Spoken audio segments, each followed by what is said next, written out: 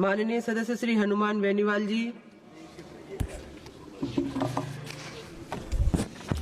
धन्यवाद सभापति जी।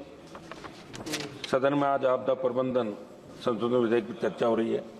विधेयक के उद्देश्य के बारे में मेरे से पूर्व पक्ष विपक्ष के माननीय कई सांसदों ने अपनी बात रखी।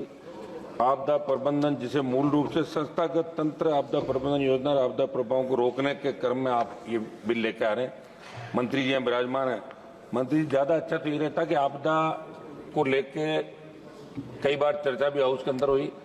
अच्छा होता कि आप तमाम सांसदों से एक राय लेते और उसके बाद एक ऐसा बिल लेके आते कि हम प्रत्येक उस व्यक्ति को आपदा के समय जिसको जिस चीज की आवश्यकता है वो सारी आवश्यकता मुहैया करवा सके। ये मेरी मांग है मंत्री जी। आप प्रत्येक एमपी से राय लें। उनके अलग अलग आपदाएं होती है, कहीं बाढ़ आती है, कहीं सूखा पड़ता है, कहीं अतिवृष्टि होती है, कहीं ओलावृष्टि होती है, कहीं भूकंप, कहीं सुनामी। तो अपना देश जो विभिन्न संस्कृति के अंदर बसता, विभिन्न हमारे पहाड़ पर्वत से लेके मैदानी इलाके, रेगिस्तानी इलाके, तो अलग अलग समस्याएं हर स्टेट की है। तो इसमें मेरा आग्रह आपसे रहेगा कि प्रत्येक सांसद से आप राय लेते तो निश्चित रूप से इससे और कुछ निकल के आती और ज्यादा लोगों को राहत मिलती। सरकार की SDRF नॉर्म्स के तहत प्रदान की जाने वाली सहायता राशि की तरफ आपका ध्यान आकर्षित कराऊंगा मंत्री जी। मैदानी इलाकों में 1,20,000 रुपए जब मकान नष्ट हो जाता है, पहाड़ी इलाकों में 1,30,000 की सहायता राशि है।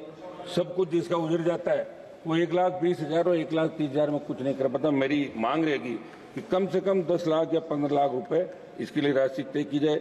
मंत्री जी, किसी कारण से किसी के घर में झोंपड़ी के अंदर आग लगती है तो उस नुकसान की भरपाई के लिए कोई ठोस प्रावधान आग के इसके अंदर नहीं है। कोई व्यक्ति अगर अपने बच्चों की शादी करने के लिए वो इकट्ठा करता है, सामान उधार लेके आता है, उसका सोना चांदी पैसा जो होता है, और उसमें अगर सपोज करो कि आग लग जाए तो उसमें सरकार की तरफ से कुछ भी नहीं मिलता।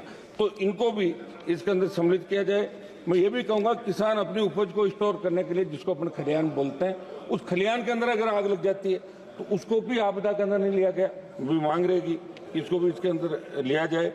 आप कपड़ों पर दे रहे हो 2,500 रुपए, आप दे रहे हो न्यूनतम 75% भुगतान सरकार करे। ये मेरी मांग है कि जितने उसकी नुकसान हो इसका आकलन करा के और उसको अधिकतम राशि उस व्यक्ति को मिले। अतिवृष्टि या बाढ़, अकाल, शीतलहर या लू से भी लोगों को भारी आर्थिक नुकसान उठाना पड़ता है। इस संबंध में भी आप करेंगे।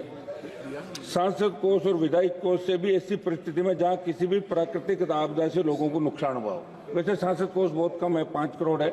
हमारा राजस्थान का तो एक एक विधायक को 5-5 करोड़ रुपए 8 कॉन्स्टिट्यूंसी में हम आते चुन के, तो कम से कम सांसद का कोष बढ़ाते हुए अभी उत्तर प्रदेश से हमारे आने वाले माननीय सांसद ने कहा कि बाढ़ जहाँ जाती है या कोई प्राकृतिक आपदा आती है तो उस समय आवश्यकता होती है कि उसे तुरंत हम क्या सहायता दें। तो उसको जैसे स्कूल के अंदर या कोई जो सरकारी भवन होता है उसमें खाने पीने की व्यवस्था, दवाई की व्यवस्था, या अपन उसके लिए लगाएं रेन बसेरा उसका करें, वर्षा को रोक सकें और तुरंत हम सहायता क्या दें।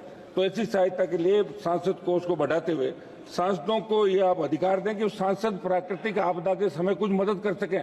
लोग हमारे पास आते हैं, मदद नहीं कर पाते, तो इसके अंदर आप प्रावधान करें और सांसद के एसपी बढ़ाएं। SDRF NDRF के नॉर्म्स के अनुसार मदद करने की सिफारिश करने के अलावा कुछ नहीं कर सकते। इसलिए आपसे हमारी गृह राज्य मंत्री जी जो बहुत ज्यादा ध्यान भी रखते हैं हर व्यक्ति का, हर सांसद का, तो आप इस विशेष रूप से इस बात का ध्यान रखेंगे कि लोग हमारी तरफ देखते हैं और हम सरकार की तरफ देखते। एक मिनट साहब बातों समाप्त करने कंप्लीट कर ली, कंप्लीट। हाल ही में अग्निशमन सेवाओं के आधुनिकीकरण से जुड़ा मेरा सवाल था, जिसके जवाब में गृह राज्य मंत्री जी ने कहा कि अग्निशमन सेवा राज्य का विषय और अनुच्छेद 243(ब) के तहत भारत के संविधान की 12वीं अनुसूची में एक नगर पालिका कार्य के रूप में सम्मिलित किया गया।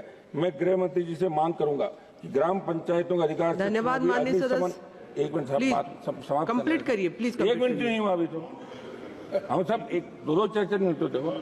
अग्निशमन सेवाओं को अनिवार्य करने का प्रावधान बनाया जाए। चूंकि 15वें वित्त आयोग द्वारा राज्यों में अग्निशमन सेवाओं के 5,000 करोड़ के प्रावधान की सिफारिश की गई, लेकिन गाँव में अग्निशमन की आवश्यक जरूरत है। इसमें आप जो भी उपखंड और पंचायत समिति मुख्यालय नगर क्षेत्र नहीं है, प्रारंभिक तौर पर वहाँ आप अग्निशमन को अनिवार्य करने का प्रावधान तत्काल करने की आवश्यकता। सभापति जी, हमारे 1-2 महत्वपूर्ण सुझाव है, अगर आप कहें तो मैं दे दूं। आप कहें तो बैठ जाओ, आप बताएं। आपने दिया टाइम लोगों को साथ कंप्लीट करिए। आपदाओं की पूर्व चेतावनी प्रणाली को मजबूत किया जाए। ताप, लहरों, बाढ़ों, सूखे जैसी आपदाओं का सटीक पूर्वानुमान लगाने का आधुनिक तकनीक का उपयोग किया जाए। वन क्षेत्र बढ़ाने के लिए योजनाएं लागू की जाए। औद्योगिक प्रदूषण को रोकने के लिए सख्त कानून बनाए जाए। आपदा के बाद राहत कार्यों को तेज और व्यवस्थित किया जाए। प्रभावित क्षेत्रों पुनर्वास और रोजगार की व्यवस्था की जाए। राजस्थान के अंदर अभी हमारे खेजड़ी का वृक्ष, चलिए धन्यवाद। एक लास्ट समाप्त कर रहा हूं साहब, लास्ट। खेजड़ी के वृक्ष की अंधाधुंध कटाई चल रही राजस्थान के अंदर। बहुत से लोग आंदोलन करें। खेजड़ी हमारी जीवन धारा राजस्थान की, मध्य प्रदेश की, और आप सोलर ला रहे हो, नए उद्योग ला रहे हो, लेकिन खेजड़ी के वृक्ष को नहीं काटा जाए। वो छाया के साथ साथ लोगों को रोजगार भी देता है। जो सब्जी होती है सांगरी की, वो वर्ल्ड फेमस सारी। माननीय सदस्य श्री अरुण नेहरू इन जी, चीजों का विशेष रूप से ध्यान रखते हुए इसमें बड़े संशोधन आप लोग करें। मैडम, धन्यवाद।